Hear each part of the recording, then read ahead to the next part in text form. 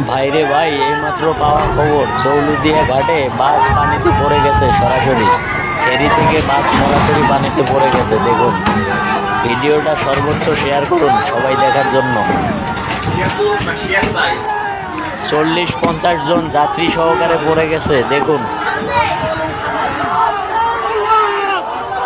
ভিডিওটা সর্বোচ্চ শেয়ার করুন, সর্বোচ্চ শেয়ার সবাই যাতে দেখতে পারে। দৌলতদিয়াতে ফেরি থেকে বাস পড়ে গেছে পানিতে, সরাসরি পানিতে পড়ে গেছে। মানুষজন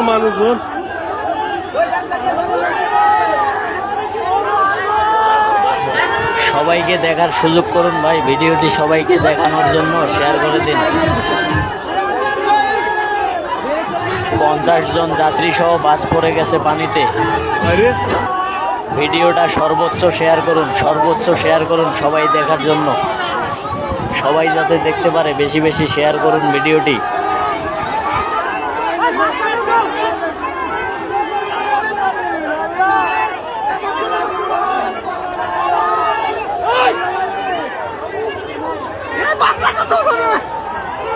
বহু মানুষ আছে তো বাসের ভিতরে।